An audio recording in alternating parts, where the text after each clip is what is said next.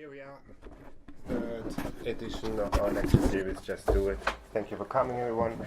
And today, Nancy and I joined up. Nancy is here for the first time, and we both invited Jack to give a little lecture. And to say from the beginning, this will also be the last lecture from this location, because unfortunately we have to leave, because a nice, more paying company is pushing us out here. But anyways, we do what we do. And we start. Oh, no. Nancy, please introduce Jack. Sorry. Okay, well, this is, as you all know, this is Jack Clarke, and he is a lecturer at the London School of Art, and he's also been lecturing in the Netherlands, and today he's adapted a talk that he gave for a master's course there a few years ago, and will be talking to us on the following subject. What is the following subject? So thank you very much for you both inviting me. Like Nancy said, I teach at UAL. I teach an elective on the foreign exchange semester program there, mostly like American students, and run a contextual studies unit at Camberwell. Let's see if I'm invited back next year. But some of the stuff that I'm going to talk about here today, I've kind of tried to introduce into the design program there, as probably lots of you know already, to mixed success sometimes. But with this in mind, I'm really, really keen to hear what everyone thinks, so that maybe from our thoughts we can take some of the discussion and I can put it back into kind of my programming at Camberwell. I've kind of prepared this kind of long thing over the last few days. I'm going to try and get through it as quick as possible. It might go in lots of different ways. I may just the conversation may just naturally start at some point. Please, if I'm not kind of explaining something clearly, interject at any point. It should take me around 40 minutes to get through. But we'll just see how it goes. And like Nancy said, it's worth mentioning that this talk is kind of a heavily adapted version of one that I gave to a group of students on an MA at the tiodtsuj Institute in Rotterdam. I gave that talk just under a year ago, and I've moved on quite a bit in my thinking since. I should also say that giving that talk was a slightly deflating experience. I had gone with the expectation of almost like a fight with those students, or at least an engaged conversation with an engaged set of students. They'd been asked to kind of work on a speculative design project as part of their program, but seemed largely disinterested in engaging with the ideas I'm about to spell out. So perhaps they are uninteresting or irrelevant, and if that's the case, then I hope at least someone here might tell me, unlike them. So what I'm going to attempt to do, and I can always kind of almost already see that it's kind of crazed and a little bit too ambitious, is branch from two quite separate strands of theory and practice that I've been kind of reading and interested in. I've got some books here that I've been reading over the last kind of year since that talk. Firstly, from the kind of radical psychotherapy developed, or the psychoanalytic turns made in the 1960s and 1970s, predominantly with the kind of controversial work of acid Marxist R.D. Laing. I don't know if anyone here will have heard of R.D. Laing. But he actually wrote a bestseller, The kind of Politics of Experience, which is a book in this book here, and he also was involved in a kind of experimental group therapy project at Kingsley Hall, which was where Gandhi stayed when he was kind of in England. And also kind of, as well as R.D. Laing, I'll also be kind of using the philosophy and kind of theory and psychoanalytic practice of Deleuze and Guattari with their work, Capitalism and Schizophrenia, but mostly the book within that, Antidopus, the first book. And then from that kind of area of theory and practice, move to a more recent kind of tradition of speculative design, or the speculative turn in kind of philosophy and art and writing, I suppose, and theory. The speculative turn since 2007. There was a conference at Goldsmiths 10 years ago now. So in essence, I would like to propose a similar set of propositions as responses to the problems of these two very different areas of thought and research through kind of a heavily entangled set of references. So radical psychotherapy or anti-psychiatry on the one hand, and what's become almost kind of the cliched trend of speculative, mythological or utopian practices within art, design, writing, theory, etc. on the other. And just to preface all of this with kind of a snappy tagline that maybe someone can throw back at me at the end of the talk. And this is actually the name that I gave to the talk when I gave it in the Netherlands. It might be useful to kind of describe the transition that I'm going to undergo with both of these strands as a movement from kind of the research question or methodological approach, which runs, cool, but what does it mean? So this question that we ask of kind of the work that we make and the work that we see, to the research or kind of research question, the research or methodological question, cool, but what does it do? So hopefully that will make some sense towards the end. So, to begin with psychoanalysis, or rather the anti-psychiatric practice of Lang. Ronald D. Lang, or Ronnie as he was commonly known, was a psychiatrist who ran very much in contrast to the received psychiatric or even psychoanalytic practices of his day. He received his medical license in 1951, at a time when insulin shock therapy and electroconvulsive therapy were still widespread popular treatments for all manner of mental illnesses. ECT, which is still in use, but insulin shock therapy has kind of since completely disappeared. So over the course of his controversial career, Lang wrote a number of books, the most popular of which being The Politics of Experience, written in 1967. And in this book, I like it kind of the most out of all of his writing. He outlined much of his political, philosophical, and psychological grounding, which in turn seemed to take on kind of Marxist, existential, and anti-familial characters. And I think it's really pertinent. I'll get into this a bit more later on, but in terms of kind of what we see at the moment with this kind of resurgence or new surge in kind of conversations around mental health, especially to do with anxiety and depression, but I'll get onto that in a bit more, but just to kind of phrase it, that's how I got into reading Lang in the first place, trying to understand this phenomenon. So to quote from the book, to understand his perspective, he wrote in 1967, "A child born today," so in 1967, in the UK stands a 10 times greater chance of being admitted to a mental hospital than to a university, and about 1/5 of mental hospital admissions are diagnosed schizophrenic. This can be taken as an indication that we are driving our children mad more effectively than we are educating them. Perhaps it is our very way of educating them that is driving them mad. So for Lang, it is safe to say the schizophrenic is simply someone who is unable to conform to an abnormal, irrational society. The schizophrenic is not necessarily mad, but rather the practices of socialization common to Western culture are. In fact, in Lang's view, schizophrenia could be a kind of opportunity for a form of rebirth, a voyage, as he writes about at the end of The Politics of Experience. In the words of one of his patients, Mary Barnes, whose kind of autobiography I've got here as well, Ronnie's therapy offered the opportunity to go down into the mad place and come up again. In the preface to her book, Two Accounts of a Journey Through Madness, this book, she wrote, "I didn't know then, I do now, that what I was trying to do was to get back inside my mother, to be reborn, to come up again, straight and clear of all the mess." So this was her kind of preface in this book. It is clear from this that we are far from the kind of more traditional psychopharmacological view of treatment, not so much electroconvulsive therapy as a simple stroll through the unconscious. This, of course, makes perfect sense, considering Lang's basic commitments that schizophrenia is a social phenomenon to at least the same extent that it is a biological one. This view is expressed most evidently in the attack on the family performed by Lang and his co-practitioners in the late 60s. This attack was one of the main tenets of the anti-psychiatry movement and philosophy. David Cooper, one of Lang's contemporaries, whose book I also have. This book is amazing because the cover is literally just Marx's face. David Cooper, one of Lang's contemporaries and the originator of the term anti-psychiatry, writes in his book, The Death of the Family, "The power of the family resides in its social mediating function. It reinforces the effective power of the ruling class in any exploitative society by providing a highly controllable, paradigmatic form for every social institution. So we find the family form replicated through the social structures of the factory, the union branch, the school, primary and secondary, the university, the business corporation, the church, political parties and governmental apparatus, the armed forces, general and mental hospitals, and so on.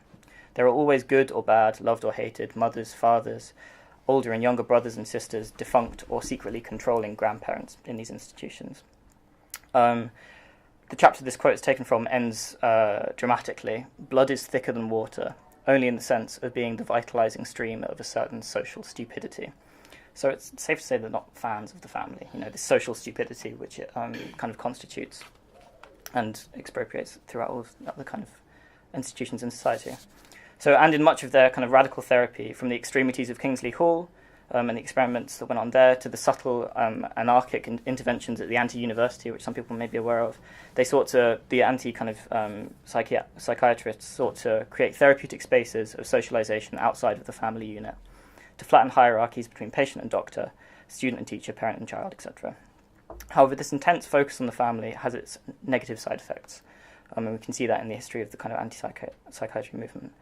At a time when single motherhood was viewed as a blight on society, a psychoanalytic bestseller which accused contemporary families of being defunct was picked up on, often, but not always, in contrast to the theory's intentions, and used to stoke further outrage against this already marginalised group. We can see this especially in Mary Barnes' book, where she essentially just attacks her mother for the whole first chapter.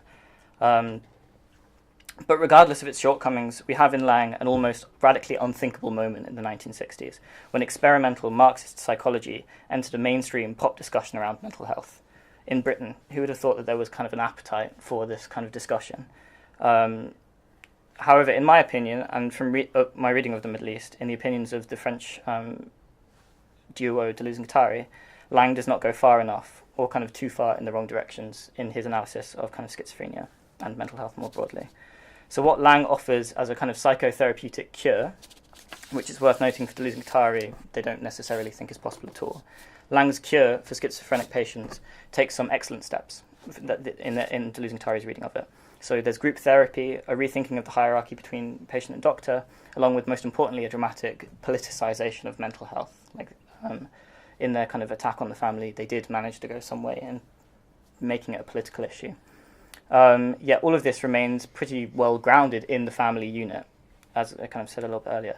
So even in David Cooper's earlier example, we see the family extending out into all other domains of life, right? Like the school becomes a family, everything else becomes a family, work, education, etc.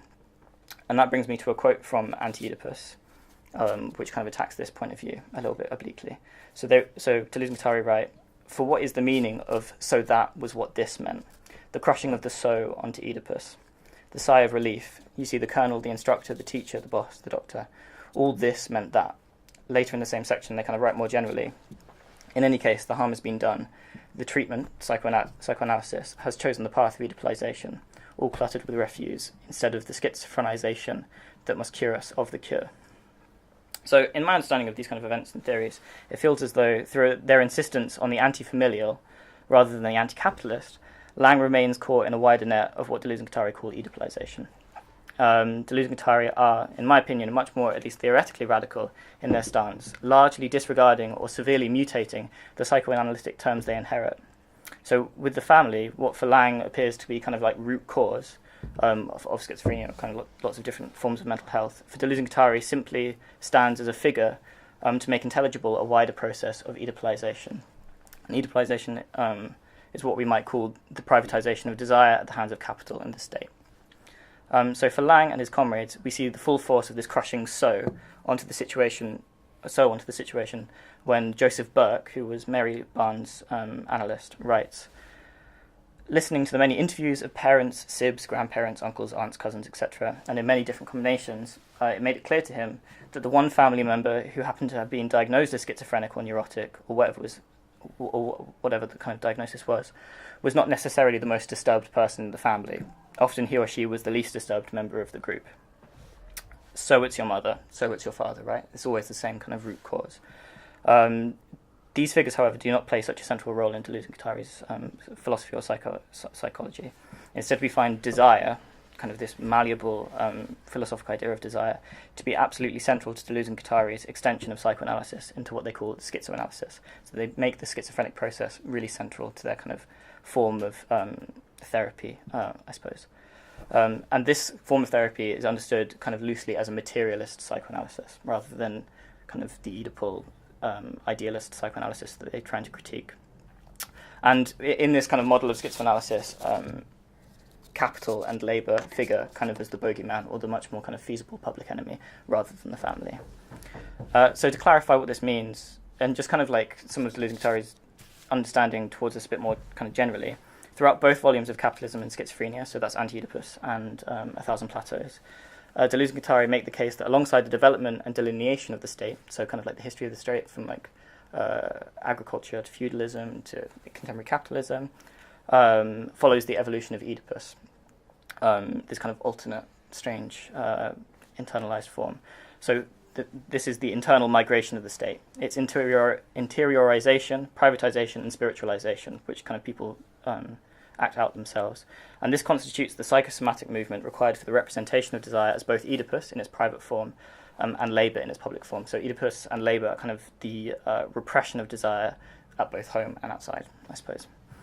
So from Deleuze and Guattari's writing, we can see that Oedipus is territorialization, and this is a term that they use a lot, but it kind of basically just means like capturing.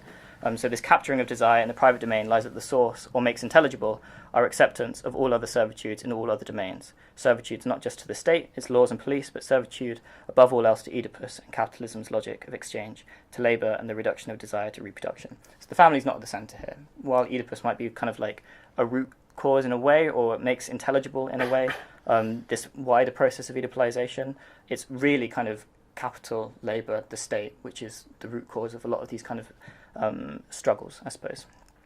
So Deleuze and Guattari proposed that Oedipal subjectivity is but one form that human sentience can take, and that the schizophrenic, as a figure, not a process. And they're always very keen to kind of, and it's true for Lang as well, who wasn't against treating people who had mental illnesses. They're very careful to delineate the process of schizophrenia as kind of a conceptual or theoretical resource from the actual schizophrenic individual who's got the kind of illness, I suppose. So the schizophrenic for Deleuze and Guattari is the one who cannot be Oedipalized.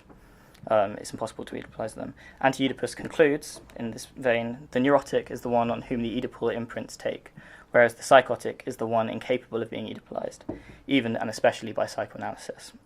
A schizoanalysis schizophrenizes, so in this kind of sense of the schiz, or the break, as a process, the etymology of schizophrenia literally being broken mind or broken heart. They view this as a process in order to break the holds of power and institute research into a new collective subjectivity and a revolutionary healing of mankind. So, this process of schizophrenization, if I can ever pronounce that word, into it would take the Oedipal subjectivity that we have at the moment, and that kind of is becoming more common, I suppose. If we think about neurotic disorders, often are like to do with anxiety and depression and things like that. Through this schizophrenic process, I suppose, they think that we can kind of form this collective subjectivity with all of us to kind of together as a radical revolutionary, with a radical revolutionary potential. So further than trying to politicize mental well-being, or some relatively vague notion of experience, Deleuze and Guattari aim to politicize desire itself, right? So it's a kind of a distinction between the anti-psychiatrists in Britain and Deleuze and Guattari in France. So to create emancipatory tools which might be used to create a collective political practice which can free our libidinal flows from economic, social and political forms of repression.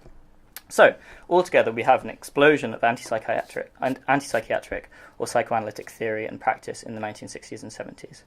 But what happened since then, right? This all sounds very good, but it doesn't really speak to our kind of lived experience today. Since then, we have seen a steadily increasing awareness of the importance of mental well-being and the effects of poor mental health on our overall welfare, as kind of individuals and as a society. Yet the popular discussions we have around the subject are a far cry from the innovative and at times outlandish propositions made by Lang, Deleuze, Guattari, Foucault, and the rest. To put a further point on it, in the introduction to Anti-Oedipus, Mark Seams, who wrote the introduction to the book, writes, "A politics of desire," which is exactly the project that Deleuze and Guattari kind of trying to set out, a politics of desire, would see loneliness and depression as the first things to go. Right, this is what he claims. Yet these are precisely the issues we are coming to see kind of proliferate on more and more on an increasing basis. So who's writing about this now? Basically, all very well and good in the 1960s, but what's going on today? So this is kind of maybe where we get up to speed, and to do that, I'm going to be using Mark Fisher and his text "Capitalist Realism." So in that text, he starts from a similar point of entry, albeit much more briefly than I've managed to do here. He writes, in the 1960s and I don't have the book, sorry, but yeah, hopefully everyone knows what it looks like. In the 1960s and 1970s, radical theory and politics, so Lang, Foucault, Deleuze and Guattari, coalesced around extreme mental conditions such as schizophrenia, arguing, for instance, that madness was not natural, but a political category. But what is needed now is a politicization of much more common disorders. Indeed, it is their very commonness which is the issue. In Britain, depression is now the condition that is most treated by the NHS. In line with Oliver James's claim, Mark Fisher tries to argue that it is necessary to reframe the growing problems of stress and distress in capitalist societies, instead of treating it as incumbent on individuals to resolve their own psychological distress. Instead, that is, of accepting the vast privatization of stress that has taken place over the last 30 years, we need to ask, how has it become acceptable that so many people, and especially so many young people, have become so ill? So this strangely kind of disappointing, I suppose, extension of the 1960s projects surrounding psychological subjectivities has optimistically held on to the key insight that I kind of tried to delineate between Lang and Deleuze-Guattari. This view of our contemporary libidinal or mental malaise holds work or labour to account, right? It holds it as central to this kind of idea of what the problem is. It hasn't gone back to the family or regressed in this sense. So here in Mark Fisher's work, this comes through the form of neoliberal capital. We might think of the inverted figure to our radical anti-work psychotherapy, or this kind of radical subject, or radical form of therapy, I suppose, being the kind of Blairite balancing act between work and life, the work-life balance. Like, this is how we often frame conversations around mental health. And if you look on the NHS website, it's like, are you feeling stressed? Is your work-life balance okay? Or kind of the more contemporary and disturbing integration of work and life, right? We used to call it a balance, and now we talk about how everything's becoming work, essentially. In a talk at the Birkbeck Institute to a group of kind of cognitive behavioural therapists and psychotherapy researchers, Fisher put a further point on this indebtedness to Lang, further explaining capitalist realism and sketching a kind of reaction to the statement I just read from his previous text. He says in that talk, to be a bit provocative about it, we could say, well, what is capitalist realism? One way in which we can see what capitalist realism is by thinking about the retreat of anti-psychiatry as a movement, just the indicative status of somebody like Lang, whose ideas were part of a kind of mainstream debate. That situation is one that we need to get back to. So he's got a project, right? He's got an idea of what it is that can be done. So what we need then, to echo the moderator of the discussion Fisher hosted at the Institute, is the development of an anti-psychiatric event with all the excitement, rigour and innovation of the 60s in relation to depression or anxiety rather than schizophrenia, right? We need to try and replicate this kind of moment that happened. A left psychotherapeutic practice which does not only seek to revolutionise, redress and reinvigorate the radical desiring machine/subject, but also repair the damage done since the 1960s by a cutthroat, runaway, neoliberal work ethic. The anti-psychiatric movement we need in the 21st century becomes much more closely tied to anti-capitalist projects than ever before, even from Deleuze-Guattari's kind of time. Here we begin to encroach upon the speculative aspects of what I'd like to talk about this evening. And this is where we start to think more about what I was talking about in the Netherlands at last. So to do this, I would like to turn to a publication which is actually a collective work, this one by Frederick Jameson, entitled An American Utopia. And this text, An American Utopia, is itself not necessarily Jameson's best work. It's a really odd book, actually, and in it he kind of proposes that the most realistic and kind of the best potential for a future communism would be the US Army, like the form of the US Army, with everyone enrolling overnight and then unenrolling in order to be a veteran and get like free social health care, like all of this kind of stuff. It's a very like funny, provocative kind of idea. But you know, it's not necessarily his best work. However, there are some characteristically kind of excellent anecdotes on the process of a speculative or utopian project, especially in the context of a kind of utopian or speculative therapy. And that's really the best thing about the book, I think, this kind of tying of the utopian impulse to a form of therapy. So Jameson writes, utopian thinking must first involve the radical therapy for dystopia. It's kind of opposite. It's radical treatment and cure. Only then can it begin to spin out its own impossible pipe dreams. We hammer away at anti-utopianism not with arguments, but with therapy. Every utopia today must be a psychotherapy of anti-utopian fears and draw them out into the light of day, where the sad passions like blinded snakes writhe and twist in the open air. So quite dramatic. More than that, they must be indulged, for nothing cures a sad passion as fully as its passionate embrace, its wholehearted endorsement. And that, I think, echoes back to Lang again, you know, this wholehearted endorsement of the schizophrenic, the process, trying to see it as a voyage example. But really, what does kind of Jameson mean by this? And like I said, the book is a kind of collective effort, and Kathy Weeks, who is a really good kind of post-work theorist, in a text towards the end of the book, takes this question of utopian therapy up wholeheartedly, and usefully for our conversation, precisely around the problem of work and non-work. So on the issue above of anti-utopian fears, Weeks writes, this far less practically minded exercise is designed, following Jameson's instructions, as therapy for anti-utopian fear and anxiety. This course of treatment focuses in particular on exposing and indulging our anxiety about the prospect of a future that could not sustain us as individuals, the fear of becoming undone as a subject. Right, so this is the scary part of utopia, right? Like, I wouldn't be able to live in Later in the text, when considering Sheila Firestone's kind of cyber-feminist utopian speculations, she adds, thinking of the future requires that we think about beyond ourselves, within a long enough temporal frame to imagine the extinction of our current structures of desire, subjectivity, and sociality. Jameson then kind of echoes this in the original text, writing, genuinely historical thinking can only be revived by a stimulation of speculative images of the future and of perspectives of social change in alternate societies, something which now and for the moment only takes place under the banner of utopianism. The fundamental function of utopianism today, in other words, lies in this seemingly paradoxical revival of a sense of the future with which the ostentatiously unrealistic posture of the utopian tradition would seem decidedly at odds. So, we have here kind of a series of entanglements. Firstly, the entanglement between psychiatry, desire, and mental well-being, with the most radical of anti-capitalist projects via the rampant anxiety latent to 21st century neoliberal work, societies, and economies. And secondly, a further knotting of this loop through the understanding that the only practical resource to undertake this project is a speculative or utopian one. To, as Jameson writes, sketch or stimulate speculative images of the future. And as Kathy Weeks reminds us, think of this future as necessarily beyond ourselves, the therapy which comes from thinking through the fear of becoming undone as a subject.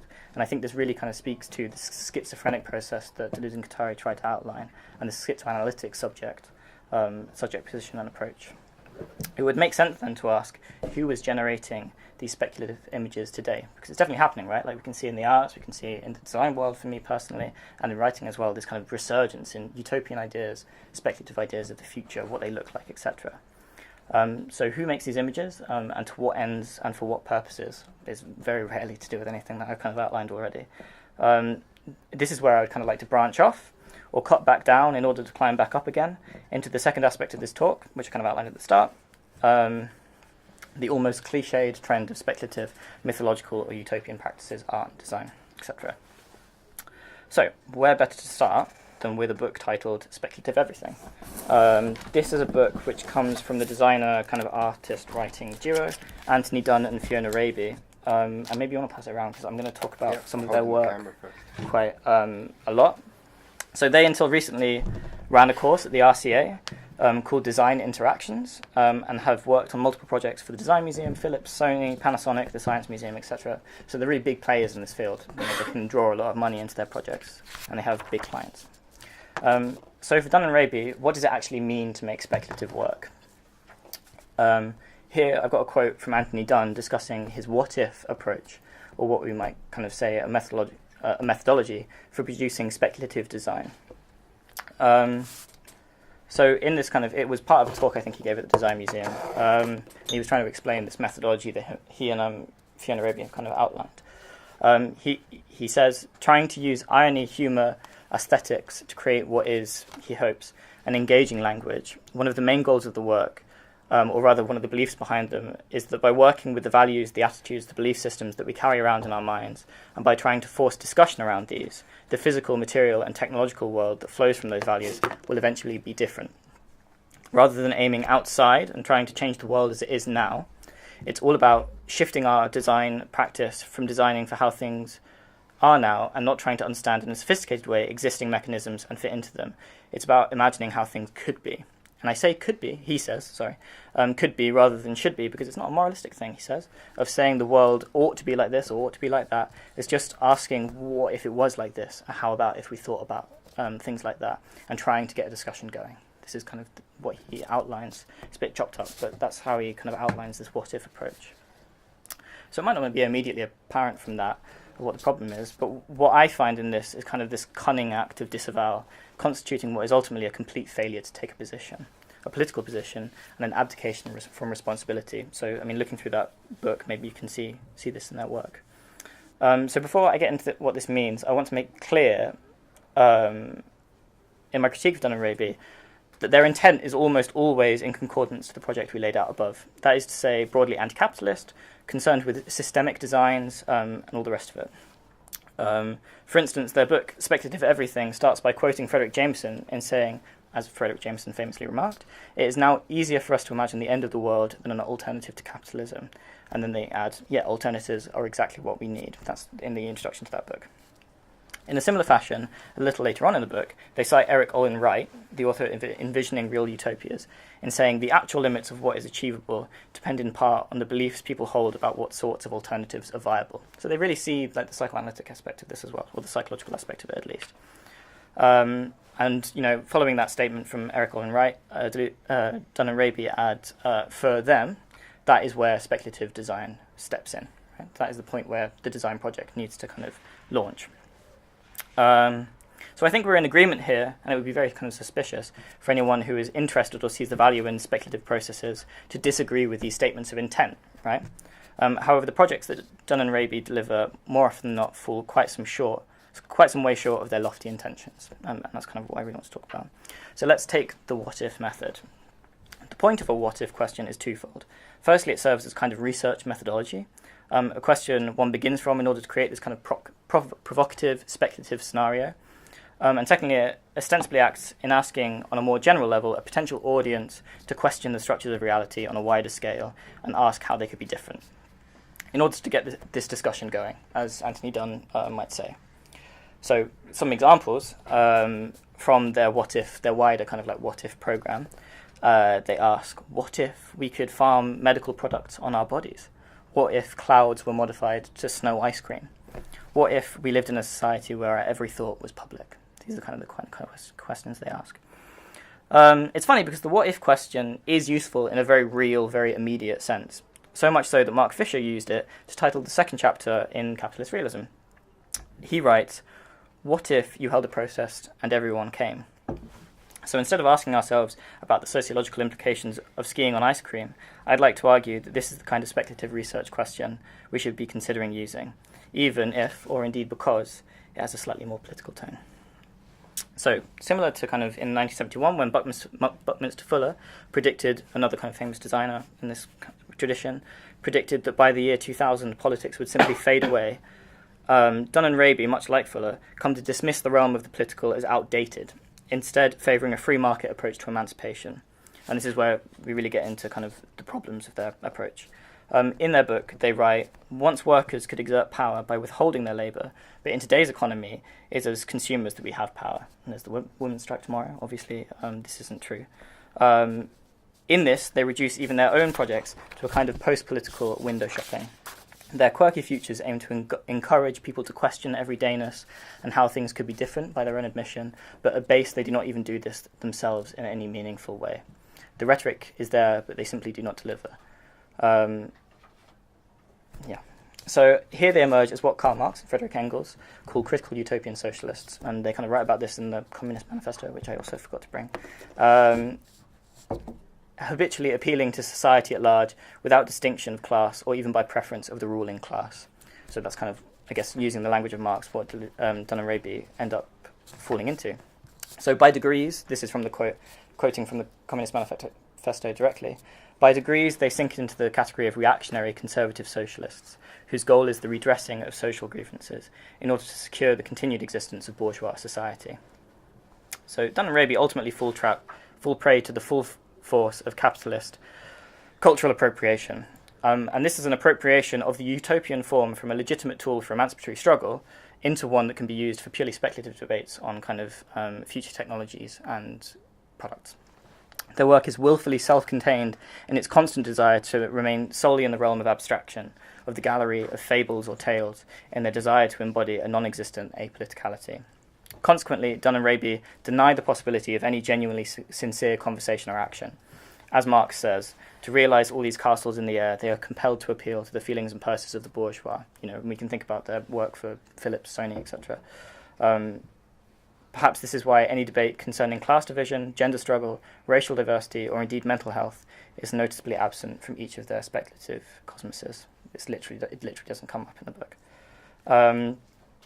In other words, it could almost be said that they sanitize speculation in their desire to make speculation appropriate for the Design Museum or Philips or for the Beijing International Design Triennial. Like I've said, by creating a multitude of spaces for debate, without, as they describe it, being weighed down by the gravity of reality or a focus on problem solving, they aim to provide new perspectives, spark fresh thinking, and broaden the imaginative scope of thinking about whatever topic is at hand. But obviously, as I've just kind of laid out, this isn't true. This isn't successful.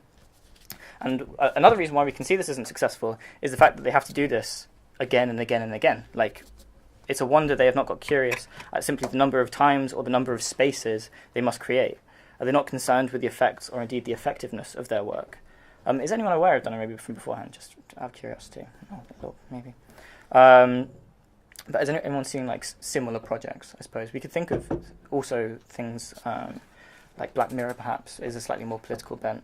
But we can think about like a depoliticized Black Mirror. That is kind of a good example of what their work is. But yeah, so are they not concerned with the effect or indeed the effectiveness of their own work? To go back to our earlier discussion about psychotherapy, we might be minded to diagnose Dun and Raby with a repetition compulsion. The urge to do the same thing over and over, rather than seeing it as an unlearned lesson reconstellated in the present.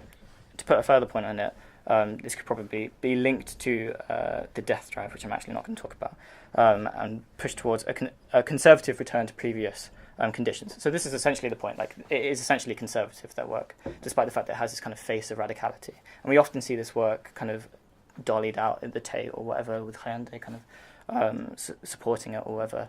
But it is essentially reactionary or conservative, despite what it may seem. And we can see this maybe more clearly, and maybe it's articulated a little bit better, in the Feminist Manifesto, actually, which maybe some people in the room are aware of, have read.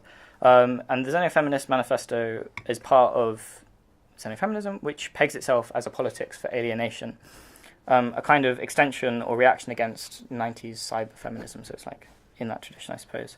So the manifesto's authors, Laboria Cubonics, write, and that's online, so it's not in a book, valuable cybernetic platforms for connection, organisation and skill sharing become clogged with obstacles to productive debate, positioned as if they are debate. So this is like a perfect explanation of the problem of Dun and Raby's work. These puritanical politics of shame, which fetishize oppression as if it were a blessing and cloud the waters in moralistic frenzies, leave us cold. We want neither clean hands, and this is kind of the other crucial bit, we want neither clean hands nor beautiful souls, neither virtue nor terror, we want superior forms of corruption. This is the quote from the Feminist Manifesto. So with this in mind, we might do well to listen again to Frederick Jameson's thoughts when he writes in the same book, perhaps then the task of utopianism today is rather to propose more elaborated versions of an alternative social system rather than simply argue the need for one. Dun and Raby are very keen to argue the need for alternative social systems in this multitudinous, thanatos speculative sense, with each of us having their own unachievable mini-utopia. However, they reject outright the very notion of realising one. Yeah? Or in other words, of getting their hands dirty, of a possible corruption, an actual change, of any actual emancipation. Right? These aren't emancipatory projects. The critical utopian socialists fail again. So, but before we get ahead of ourselves, what can creative methodologies or artistic practices really learn from psychoanalysis, right? Am I being unfair to Dun and Raby? At face value, this might seem like the exact wrong direction to move in. If the question is to do with doing something, an emancipatory project, why go to Freud and psychoanalysis at all? Here the conversation almost always falls along the lines of an interpretation of interior space, not the material world. So you sit on the chair and the psychiatrist asks you how you're feeling, only to tell you you're in love with your mother. How can design use this information in any productive way? But here we encounter, again, the same problem that we had with the distinction between Lang and Deleuze-Guattari. Psychoanalysis can't help. Not really, and certainly not without any heavy modification. This is why it's important to turn to Deleuze and Guattari in their formulation of schizoanalysis, which, just as a reminder, they peg as a form of materialist psychoanalysis. So this is a bit of a long quote, but I think it's really important. In Anti-Oedipus, they write, without always formulating it clearly, the ethnologist, and everyone knows what ethnology is, the branch of anthropology that compares and analyses the characteristics of different peoples and the relationship between them. So the ethnologists and the Hellenists, who are a similar group, think that a symbol is not defined by what it means, but by what it does and by what is done with it. So Deleuze and Guattari write, it always means the phallus or something similar, it's always the father, except that what it means does not tell what purpose it serves. In a word, there is no ethnological interpretation for the same reason that there is no ethnographic material. There are only uses and functionings within this kind of understanding. On this point, it could be said that psychoanalysts have much to learn from ethnologists about the unimportance of the question, what does it mean? So this is exactly what Dun and Raby ask us to ask of their work. What does it mean, always? so Deleuze-Guattari continue, how it works is the sole question, and schizoanalysis foregoes all interpretation because it foregoes discovering an unconscious material. The unconscious does not mean anything, has no intrinsic value. On the other hand, the unconscious constructs machines, which are machines of desire, whose use and functioning schizoanalysis discovers in their immanent relationship with social machines. The unconscious does not speak, it engineers. It is not expressive or representative, but productive. Right? So this is our understanding of kind of interior space. So I realise that's quite dense, but hopefully it makes a little bit of sense in relation to the previous branch when we're talking about Lang and Deleuze-Guattari. But what is important to take away from here is not only the unimportance of the question, what does it mean, but also the central role of desire understood as a machine within the unconscious, along with the pivotal role that this desiring machine has in generating the social world outside, right? What psychoanalysis fails to understand is the productive aspect of the unconscious. It's unfair to it. Whereas Deleuze-Guattari's alternative, schizoanalysis, holds this functional aspect central to any comprehension of the psyche. What psychoanalysis is left with, therefore, is a theatre of representation, as Deleuze-Guattari called it, over what we might call a potential factory of production. Which is where Dunn and Raby come back in, because later in Anti-Oedipus, Deleuze-Guattari write that, this is a quote from the book, myth, tragedy, dream, and fantasy. We may think of these as kind of good descriptors for Dunn and Raby's work. And myth and tragedy, reinterpreted in terms of dream and fantasy, are the representative series that psychoanalysis substitutes for the line of production, social and desiring production, a theatre series instead of a production series. So we might, in this context, very well say myth, tragedy, dream, and fantasy are the representative series that Dunn and Raby substitute for the line of production. They're not trying to produce anything. Social and desiring production, a theatre series instead of a production series. By situating the affective dimension of their speculative scenarios outside of the real material world, placing it not only in a fictional world, but rather a discussion around a fictional world, they deny the productive role of the unconscious while simultaneously paying lip service to it. Right, and this is essentially what Dunn and Raby cash in on every time they make their work. This comes more generally to a problem that we see with much of the kind of design, art, filmmaking, and writing produced under the banner of speculation, science fiction, or utopianism. I guess to put it in a sentence, my first proposition for this kind of like talk would be that we kind of have to speculate without a scenario. Right, we have one. The Anthropocene, neoliberalism is our scenario. There isn't another. It's perfectly possible to construct utopian visions within the frustrating confines of the present, with the view of altering these confines, even if this means giving up a few commissions at the Design Museum, unfortunately. So to place these constructions in the realm of fantasy is to sanitize our speculation, to depoliticize our work, as we have seen from Marx, Fisher, Weeks, and everyone in between. Depoliticization can only serve the status quo.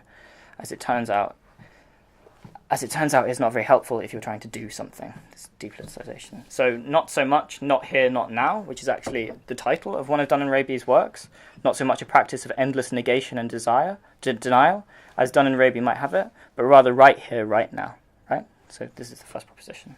Benjamin Bratton kind of sums this up well, or can be useful here, when he wrote in Efflux last year, the project remains then not to escape the human like an old skin, but rather to redesign its parameters, what its already unstable threshold contains and is contained by. That design project works not just on the individual unit, but on what the collective is and may be, what it organises, and how, according to what patterns, other than kind of settler colonialism, legacy genomes, and Bronze Age myths, as we see kind of in contemporary society.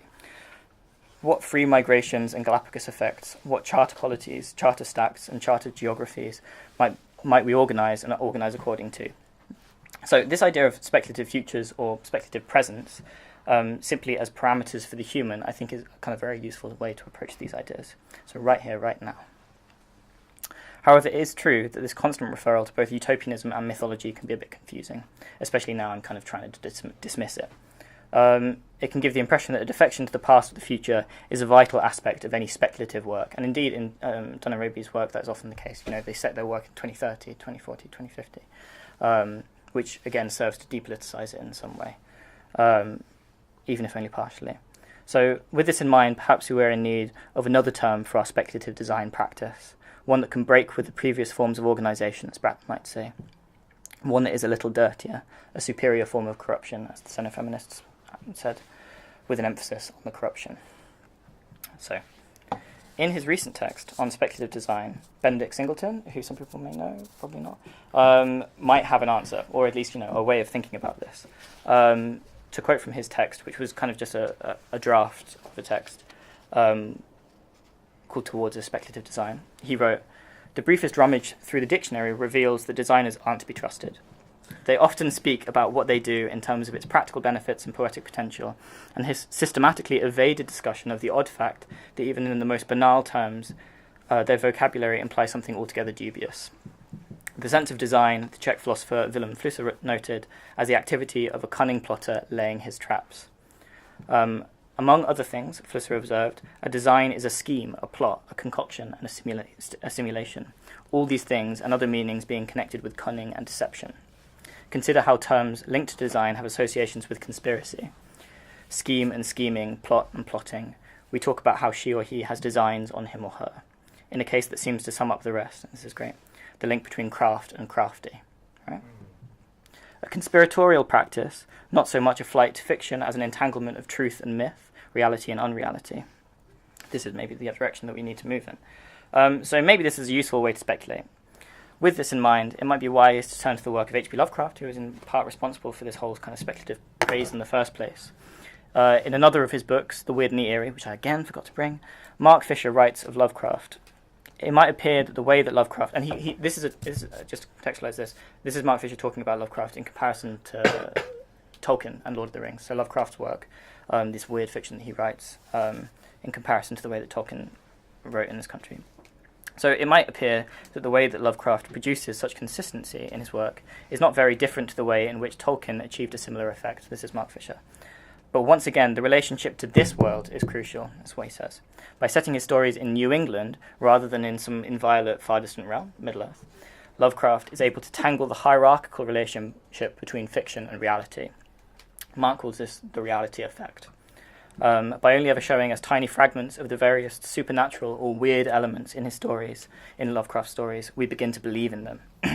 And a great example of this is he does this, Lovecraft does this to such an intense degree and across so many books, and also it's worth saying that because of the way that he wrote, many other people then took on the kind of universe that he wrote and the mythology or the mythos that he wrote and extended it. So he did this to such an intense degree, and it appears across so many books, that people have called such institutions as the British Library to check out a completely fictional book that didn't exist.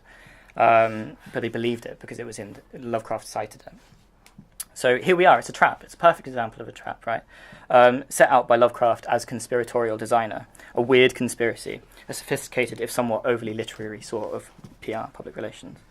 However, Lovecraft does not in any way provide the kind of full picture of what any kind of material speculation could be, or what potential a conspiratorial practice or methodology might hold.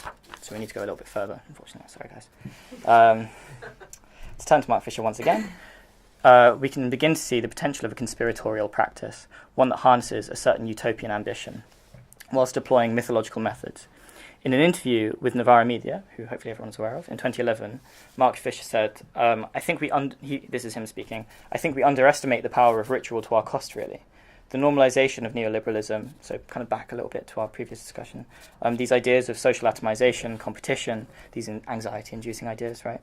How is this normalization achieved? How is this ontological hegemony, if you want to put it like that, which he does? How is that attained? Well, it's by ritual, by ritualistic compliance, by changing the rituals, by changing the words that people say. The classic example of this is Margaret Thatcher's "There is no alternative," right? And Mark Fisher also talks about this in Capitalist Realism, and the subtitle to Capitalist Realism is there an alternative? The fact that Thatcher just repeated the phrase, there is no alternative to capitalism, kind of just meant that there wasn't, right? Like it just became closed off in people's minds at some level. And here we arrive at what some have come to call a kind of hyperstitional approach to progress. Anyone who's read Accelerate, or anyone who's read Inventing the Future will probably be familiar with this term, but I'll just kind of like spell it out a little bit. So in their book, which again I forgot to bring, actually I don't have it because you're borrowing it, Inventing the Future, Alex Williams, Nick Cernacek flesh this idea out. So they write about hyperstition. Progress must be understood as hyperstitional. And again, this is trying to talk about like this. Hyperstition is really useful in understanding what Deleuze-Guattari mean when they talk about the productive role of the unconscious, right? For example, that there is no alternative approach, right? Like just the fact that it was said so many times in people's unconscious made it true, right? And this is kind of what hypostition means. So progress must be understood as hypostitional, as a kind of fiction, but one that aims to transform itself into the truth.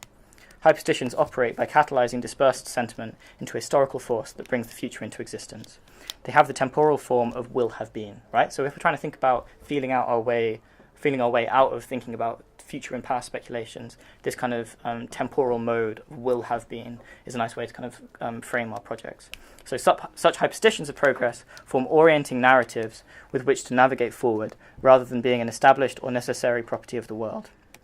Progress is a matter of political struggle, following no pre-plotted trajectory or natural tendency, and with no guarantee of success.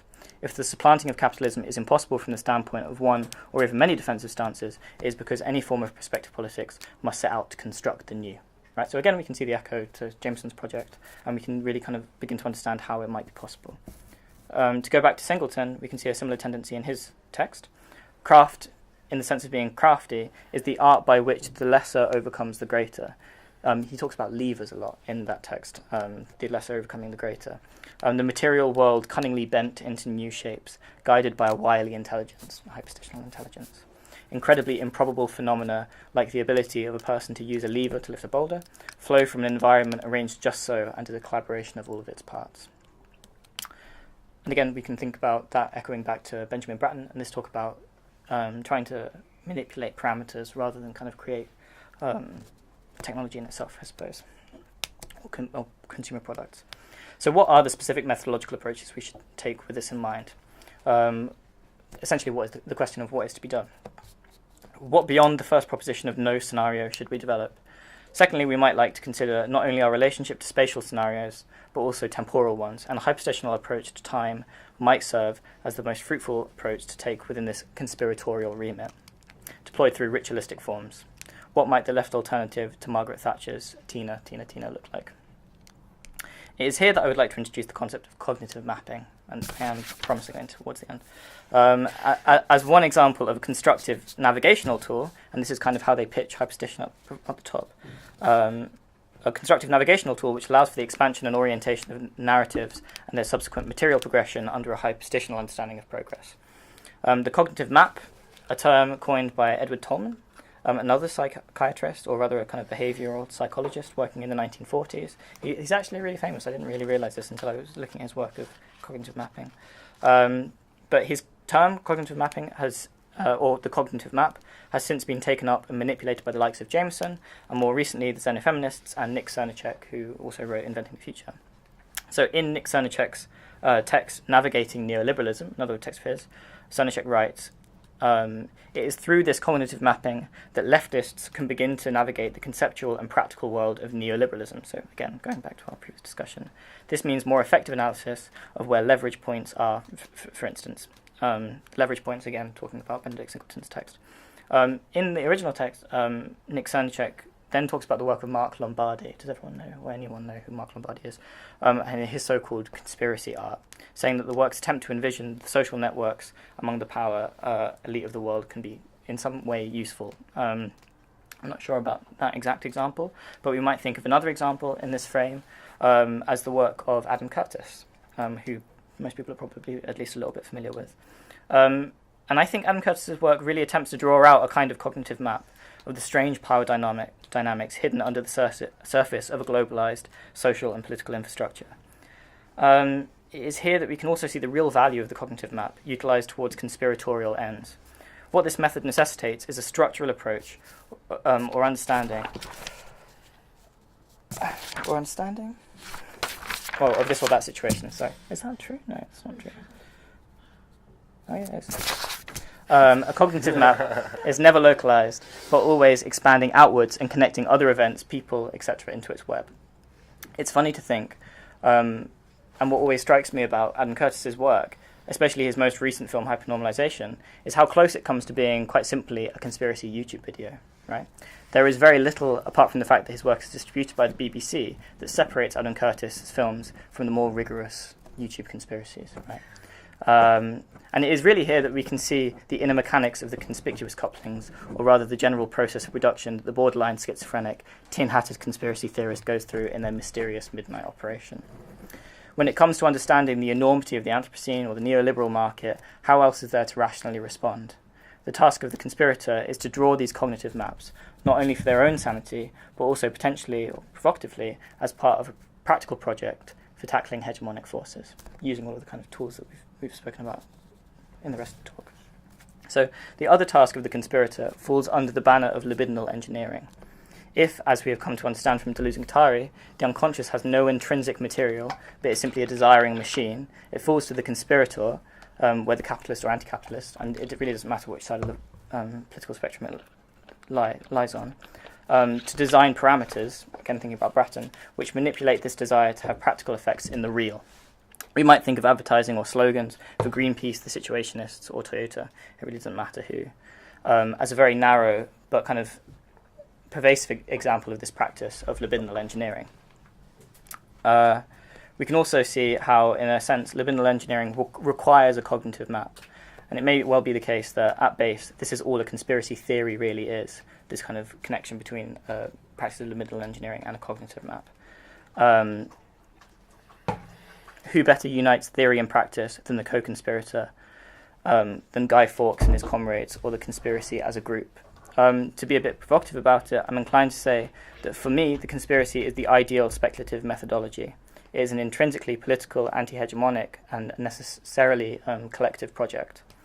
It is also here that we can circle back to our original branch, finally, to the utopian therapy that Jameson and Weeks offer as a loose response to the problems of neoliberal anxiety, which Mark Fisher outlines and problematizes. The anti-psychiatric unit we need in order to foster the radical subjectivity required for undermining the hegemony of work, neoliberalism, Oedipus and capital is the conspiracy. And if, as Jameson notes, such historical thinking can only be advanced through speculative images, through some kind of creative methodology, whether it be design, art, writing, whatever, then the same conspiratorial approach is the form through which these images should be created. Right? If capitalist realism can be defined as the absence of a figure such as Lang, if capitalist realism can be defined as the absence of a figure such as Lang, the conspiracy is for me an excellent form through which to resuscitate the useful aspects of him back into society. So this is a provocative, practical, psychotherapeutic methodology which collapses the collective design project we desire into the task of group therapy we desperately need. So two birds, one stone. Jameson actually writes as much at the end of, at some point during his text, and this is the quote that I'll end on. So we must think of gangs and criminal conspiracies.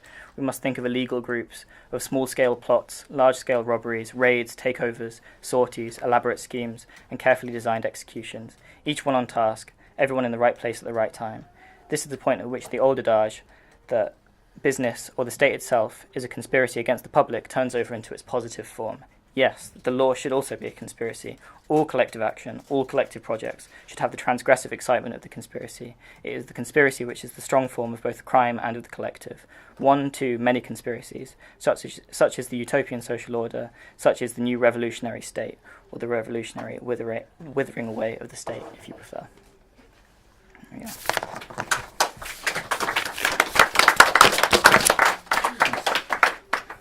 Yeah, thanks very much. As always. How long was that? I think you were an hour. Sorry. A little bit on speed. Just under an hour. Here we are now, falling into the typical vacuum of like, what do we do now? Actually, it's a good follow-up of the whole talk, because what do we do now is like the whole question of this. So what do we do now? We're doing it, we're sitting in a group chat about it. Yeah, exactly. Cigarette. You can have a cigarette and a beer. I always wonder, it's like, there's this like, this ideas of like a future that might be, or what if, it feels often so detached and appears in like lectures, like our lecture, or like in books, and then you come back and say like, oh yeah, that sounds nice and whatever, but I have to live my life actually. And it feels like there's always like a disconnection between me and all these nice thoughts. And also, how does it even affect me if I think about like, I think about the future like everybody in my way. I think about like how do I maintain my rent for the next month, or all this stuff. So it feels always like far-fetched, like this big ideas about the future. But still there's like, in television and films or everywhere, it seems quite even more dense now, more important than I've seen that at any other time. Find it quite interesting. Yeah. I guess maybe like this kind of at the moment we're seeing like the figure of utopia like rear its head a little bit. Like in the 90s, like there's that famous Francis Fukuyama text which says we have reached the end of history in the form of like liberal capitalism, and we just have to wait for that to kind of spread across the world. Right. But that has definitely collapsed. Yeah. That idea has definitely collapsed with kind of the coming of the Anthropocene, with the problems that are coming out after the 2008 financial crash, the crisis of neoliberal work. And Brexit in the end. And Brexit, exactly. Which is for me, like, I'm living here since 2 years, and just when I moved here, the British people decided for the Brexit, whatever. It's kind of utopia turned into dystopia in a certain way. Mhm. It's like, okay, it can also go like downwards. Yeah, yeah. Well, it wasn't exactly. London wasn't exactly utopian before Brexit. No, but It wasn't the European dream was a neoliberal nightmare anyway, you could say that. Mhm. So, Yeah, yeah, it's true, very true. it's not my fault, but I have to live with it. Doesn't make it better.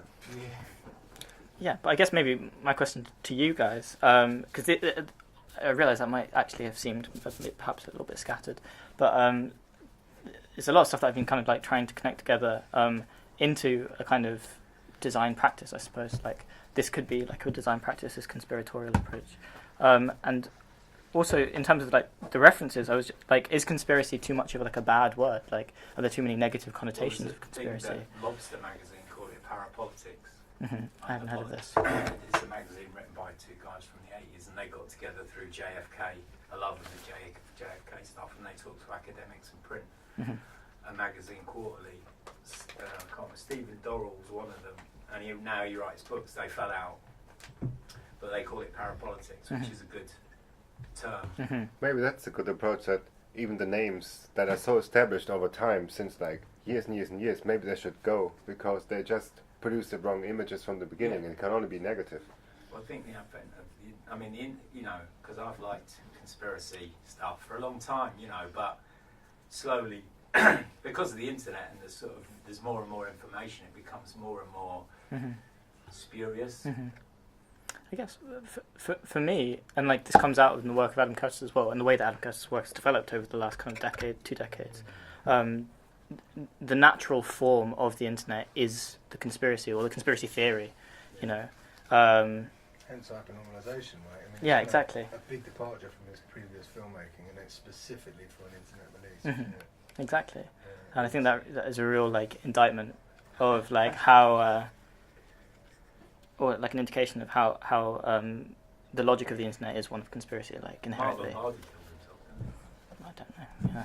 Yeah. Over these conspiratorial claims. Yeah. Because I only found out about him recently because I was doing because I've been doing a chart. I did a chart on the King Cora stuff, going through the internet, going madder and madder and madder, and just putting things. But it's I wasn't doing it to prove anything. I was just doing it to collect information, and then patterns appeared, like a mad person. Yeah. I start to see patterns, and you're like, oh yeah, and then I just left it because it just drove me a bit. The question is, how long can you collect your information until you come to a certain truth? No, it's like it's never happening. Yeah, it just. But Deleuze and Guattari are really interesting in this respect because again they don't, like you talk about, until you come to a certain point. They don't believe in the cure, right? Like you can't cure these illnesses. Like they actually believe that in a very strict therapeutic sense. Like if you have these kind of conditions, like if you actually have them, there is no cure that psychoanalysis can offer you. Maybe drugs can, in a certain sense, remedy some of the kind of symptoms, but there isn't a cure. But what is the help then? If there's no cure, but in the same, but this in this sense that so they talk about if there's a yeah, exactly, being productive. So they talk about there's a quote in there which I maybe know where it is, but they say like if we must speak of utopia at all, we should not speak of like the end goal. We shouldn't speak of the form of utopia, but rather the process, like the utopian impulse. And this is definitely what I think they mean when they talk about like the schizophrenization. That's also the idea of therapy is more like a process than of like an end goal, whatever it is. That's the whole spiritual disciplines as well, the journey. Oh yeah, you definitely see that in line. Yeah. I mean, yeah, always, or not in every religion or shamanism, wherever you want to look. one thing that struck me through the talk was obviously it's a talk for a design course, right? Well, it was. It's been adapted to it, but so there's kind of like the things that I found kind of like difficult, most tricky to add up somehow. That I've still got a question about is this thing between kind of design, value, and use, purpose. Mm-hmm. But then you're also talking about artistic practice as well, Mm-hmm. and I wonder if you feel like the same kind of thought that you can, or the same critique that you can apply to the speculative design, has any relevance for non-design visual art or arts practice, non-functioning, which is essentially non-functioning, an essential part of its thing. Mm-hmm. Art doesn't have to like literally function to have a function. But that is its function, right? That's basically what art is, isn't it? Not functioning. Yeah. Yeah. That's his function. But that's what it does, right? That's what it does. So it can still like it still is, you know, Compared like to you're just- saying like what does it mean? We should be saying like what does it do? Art still does the doing, isn't it? But what No, does it I don't do? think it's But what does it always do other for way you? It's around, not a door no? handle, is it, that opens a door? No, It's but a it thing is. that you look That's at. the idea, isn't it? Like art is the door handle that opens the door. So To a certain, I like, think that's the kind of the yeah. question I'm asking. So the problem that you have with the speculative design, and essentially it's value or its refusal to take responsibility for a value that it's professing through being neoliberal or whatever else. How do you relate that to art practice? To art That practice. same critique. Yeah. Well, I think maybe I'm just a little bit harsher on art than like artists. as someone with a design background, I come to like a piece of art, like I would come to a piece of design, and yeah, like literally ask that question. And the question came out actually before I read that quote from Deleuze, which was super weird. The unimportance of the question, what does it mean?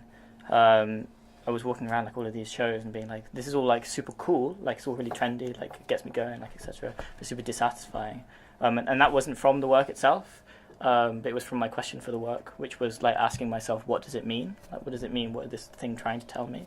And really, I should have been asking like, what does it do? And after like discovering that question, like knowing that it has to be like, kind of cool and that has to be like a given or whatever, it has to be like current in a way. And then moving on to the question of like, yeah, what does it do? Like Ruth said, that is like how I would relate it back. So not the question of what does it mean, but the question of what does it do, and do in this kind of like more abstract sense, I guess. Not like just like an actual like, Meaning kind of sense. not in a meaning kind of sense, like in a. Like It's it has to like enact something. Yeah. So like you can use it as like, so a good example of a doing function is a cognitive map, right? Like lots of work can function as a cognitive map, like within an artwork. I think this happens quite often actually. It also activates people, yeah. but that also creates genuine conspiracy. Or like I see that even us being here, there's a conspiracy aspect of us discussing this. But still, if you come with this question of what does it mean or what does it do, and you put it into art or you put it into design, I think that art, if you ask this question, comes closer to design than other way around, because it's more like in my opinion, a design-related question, whether it's not even necessary to ask it in art, because why should you do that? Doesn't matter. What does it mean? It's like, it's up to you what it means. It's as stupid as it is, but in design, when I have studied design as well, it's always about the question, what does it mean? What is the symbolic aspect? What does it do as well? Often it's quite clear what it does. It's a chair, it's a door handle.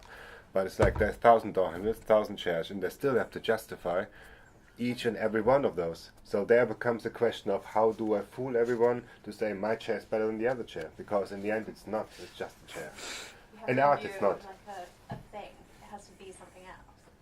Yeah, in design you invent like a story, you invent also a problem, you invent anything just in order to justify the existing of what you have done. All this stuff is not necessary in art because you don't have to justify it. Well, Oh, you do. you Still don't. has to- That's the kind of trick, and that's almost where the conspiracy stuff is. It's like what you're kind of suggesting is that art has no definable parameter, it has no definable qualities, and it's all acting on insinuation and It's up to innuendo, you. which is where conspiracy patterns lie, without clear and apparent definable meanings, reasons, doings. I think a good question to ask art is, what does it want? I can't remember who said that, but it's Yeah, really what do you useful want? because it implies intention. That. You can't really ask an artwork what it does because it just sits there. You know? Yeah. You can't ask an artwork what it means. You can ask it what it wants, and it implies it with an intention. Because the artwork, especially in the terms of a psychoanalytic thought, I think this is a Lacanian quote, I might be wrong, that the silence of the artwork is analogous to the position of the analyst, not the analysand. So the artwork being silent makes it the person doing the analysing. So it's like, what does it want? This is really nice. I had not had this, but it's a really nice way of framing. My question from that is, how do you speculate? How do you conspire successfully?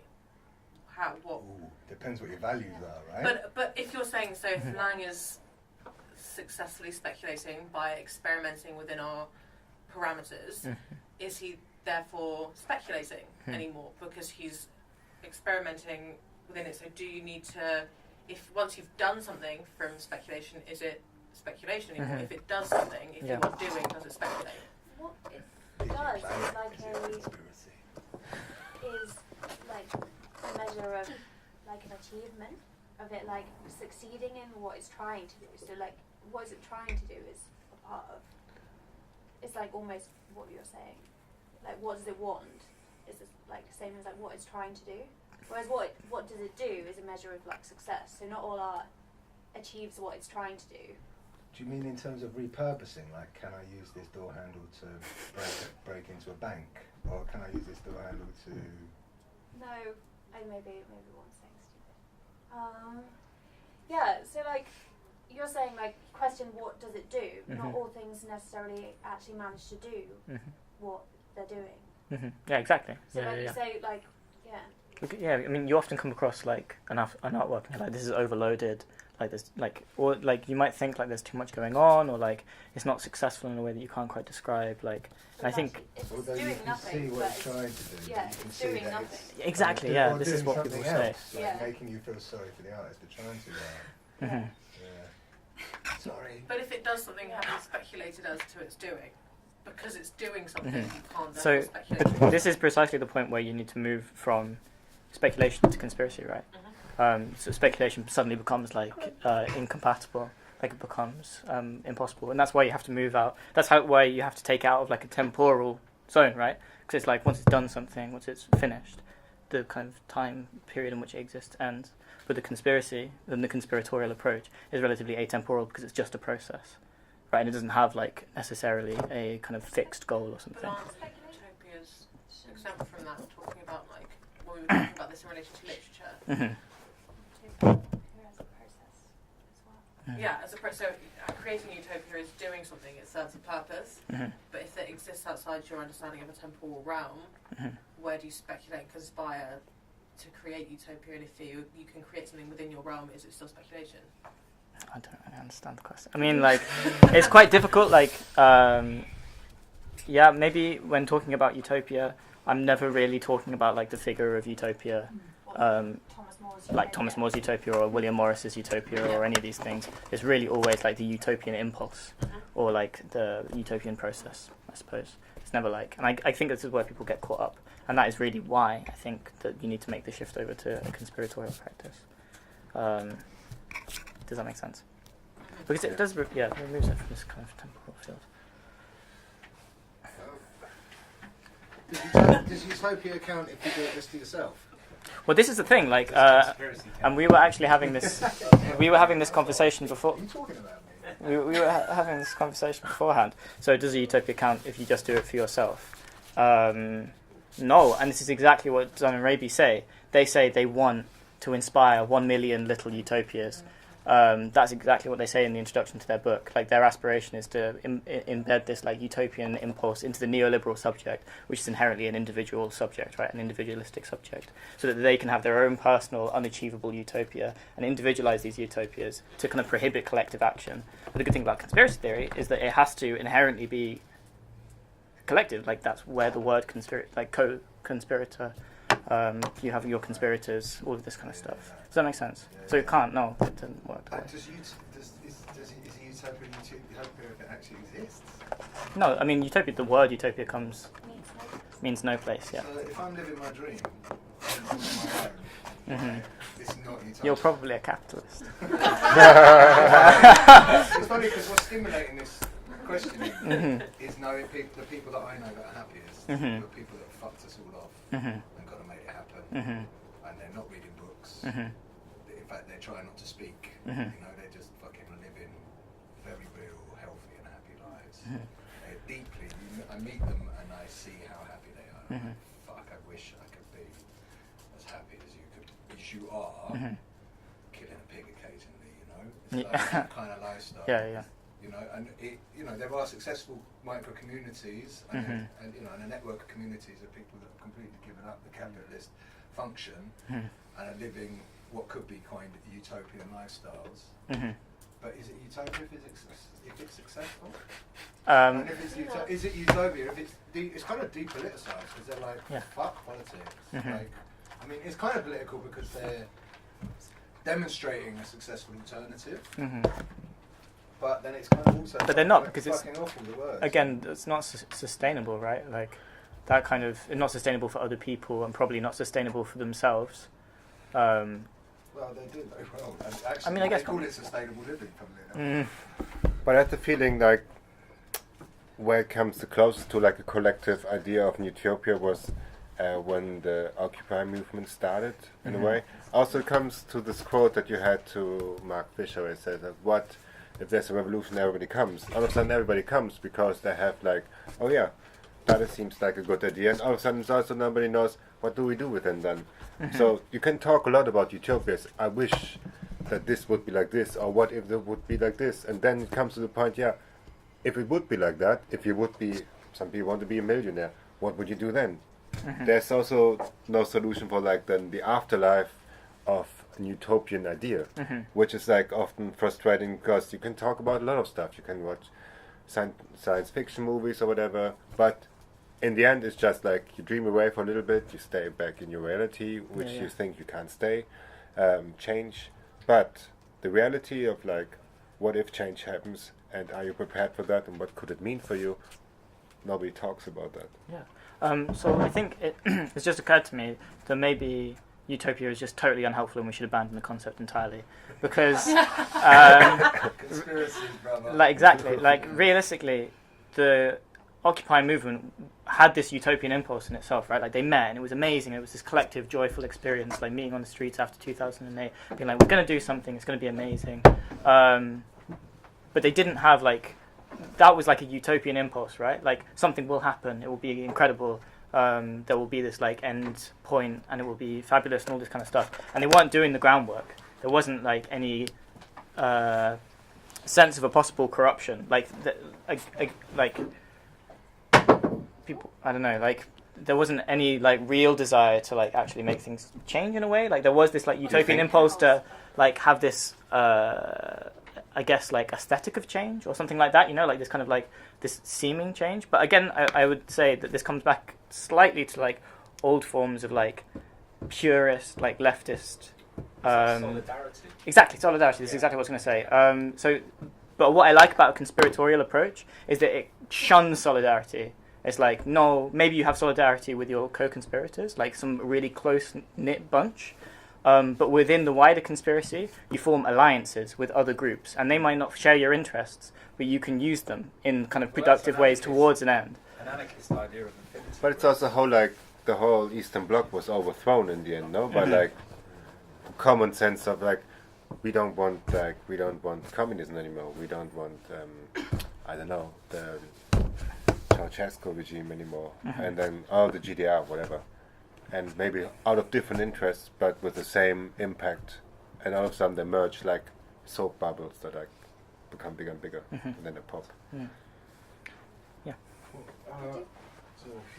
Well, I do think it's like goes back to what we were saying earlier though about it being like a linguistic limitation. That's like a problem with the idea of the utopia is that you imagine it as like some like ideal world when you should actually think of it in a different way. I think it's like maybe maybe conspiracy is an alternative way of thinking about it, of a utopian impulse. Is It's there, just like a... But like a utopian impulse is such a clunky way of turning utopia into a verb, Yeah. whether you can Yeah. conspire very easily. Like you already know what that word means. It's very like Yeah, immediately but it doesn't apparent. mean what I mean. but can we I suppose, linguistically yeah. whitewash everything? It's like, oh, let's start from scratch. No, absolutely.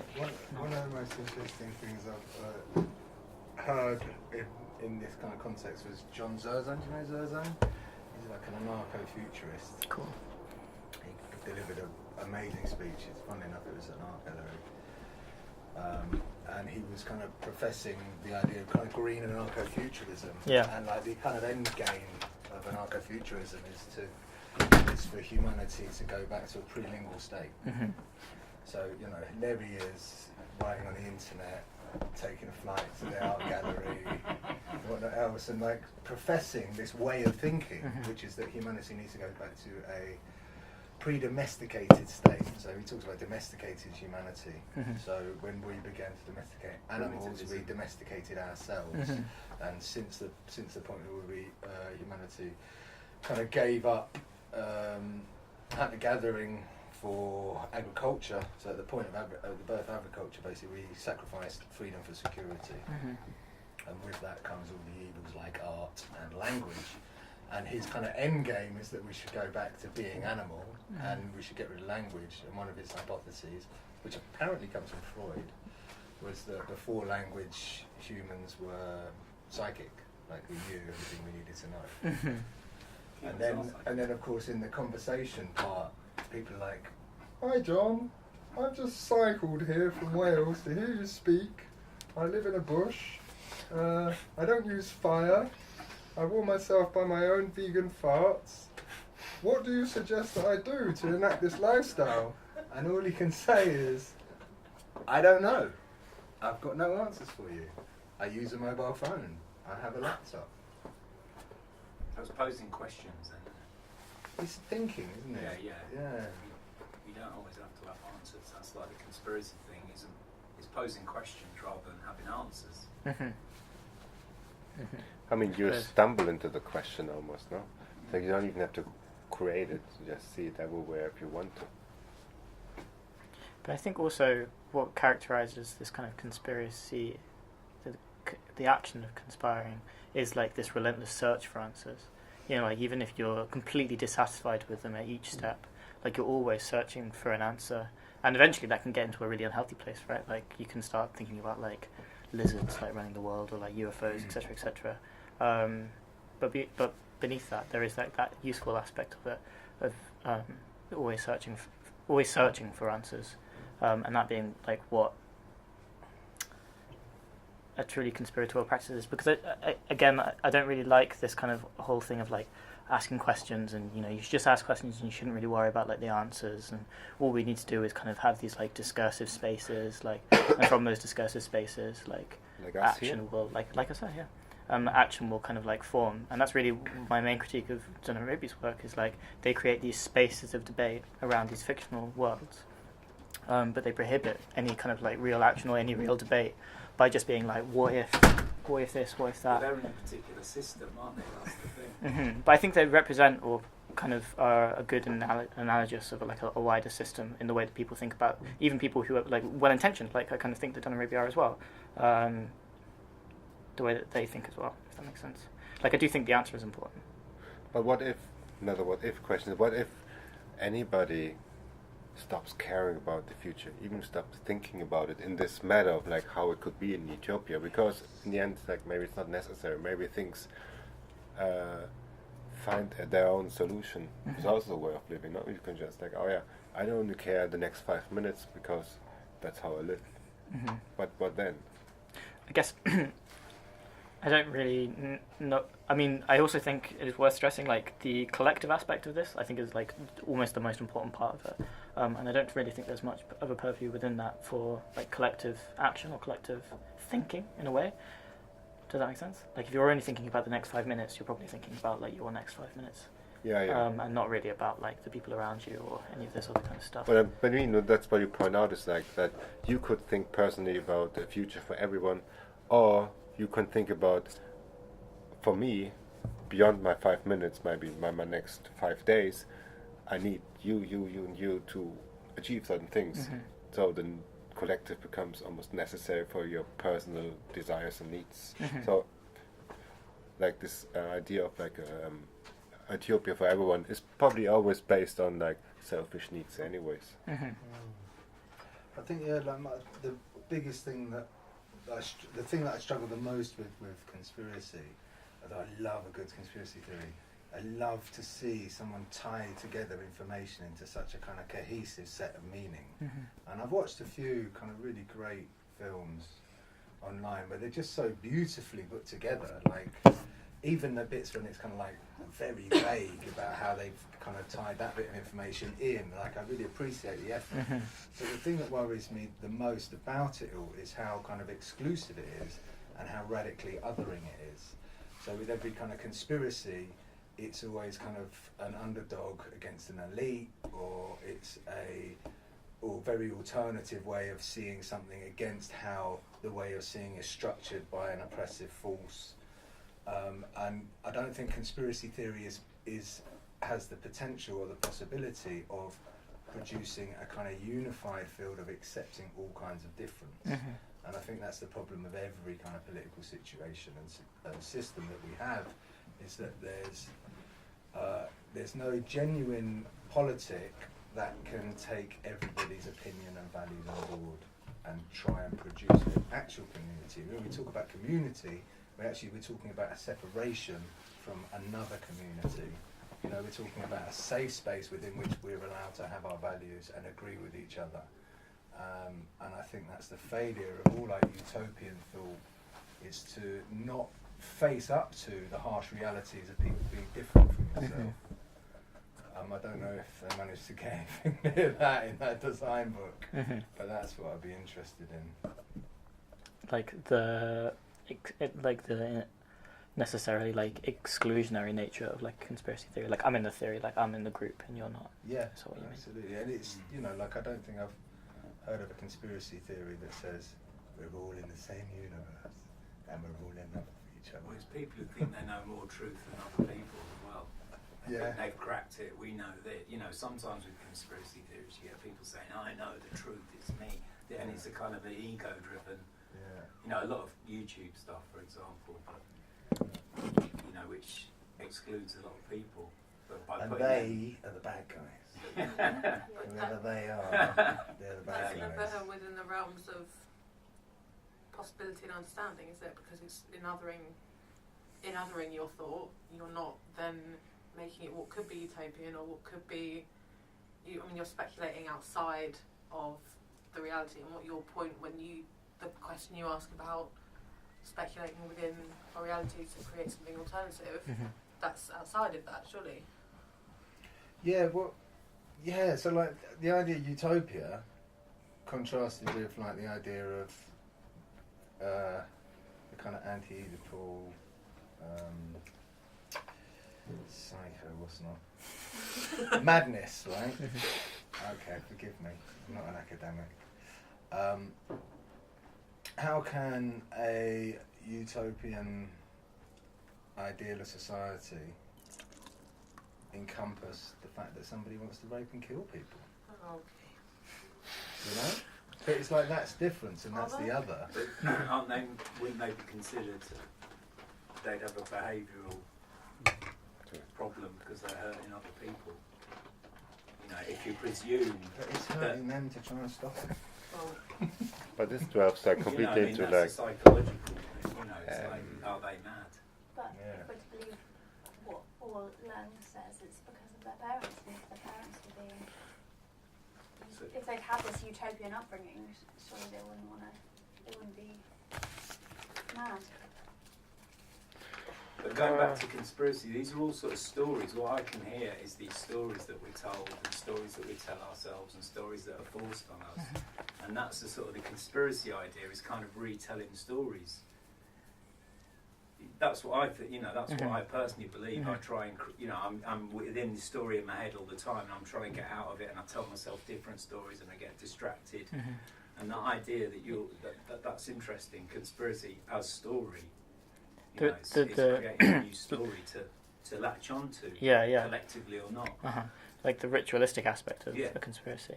But then I think that takes on like a really material aspect when you start thinking about the question of hyperstition, right? Like the story. So it's the thing. It's like this idea that you tell a certain story in such a way in order for it to become true, right? And that is really like what maybe my idea of like a conspiratorial practice is more so. Like telling yourselves like a certain story in such a certain way, and then trying to like get that story out there in such a certain way, in order to actually make that true in itself. If that helps, if that makes sense. It does sound like the Margaret Thatcher bit. A bit like like the Margaret Thatcher thing, right? But Yeah. Well, But you it's could tell- gaslighting. It's the same as gaslighting, isn't it? Where you say like, oh, the lights haven't got dimmer, but they are getting dimmer. You're not allowed you're denied your own experience by your partner usually, or somebody. Exactly. Leader. Or your political Yeah. leader, exactly. Or press. And I think maybe.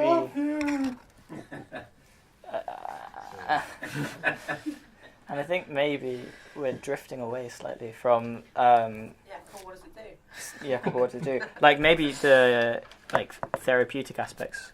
Like, what does people think about this? Do they think like a conspiratorial practice between lots of different people can never be therapeutic? Like, this is something that I really want to get through. Like group therapy, exactly. It's quite anxiety-inducing, conspiracy in itself. Like, coming across conspiracy and then having like a set of like a foundation of knowledge, I guess, and then coming across it induces anxiety because it's kind of radical in what it's proposing.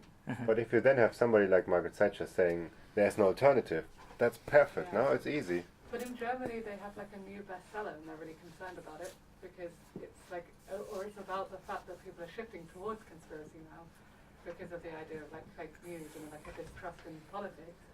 So they're moving towards this kind of like towards it anyway. So maybe there's a way of hijacking that sort of, I don't know, popular kind of need or something for an alternative. But Well, I think that maybe like plays in, that like talking about at the start, like this kind of what's been historicized as like this radical moment in the 1960s and 70s. Like people took advantage of that. Like people like the Situationists took advantage of that kind of like moment in order to try and like perform wildcat strikes in France, like all of this kind of stuff. Like both those kind of like strikes and etc. like conditioned that like moment, but then also that moment was brewing, I suppose, before that point.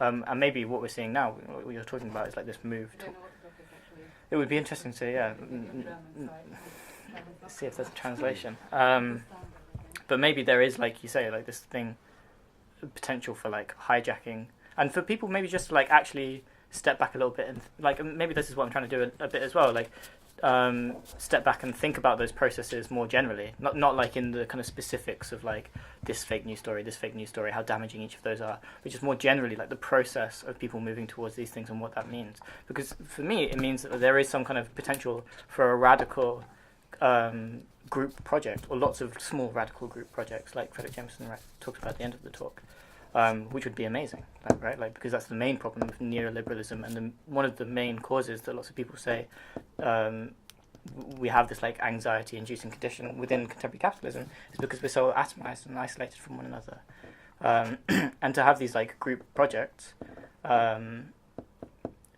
would probably help that in some way, or alleviate that in some way, maybe, and that could be a conspiracy. Should we use that as an end of our discussion? And Yeah. because it was very nice. It was a lot to think about, I guess, still, because it's like it goes in many directions, and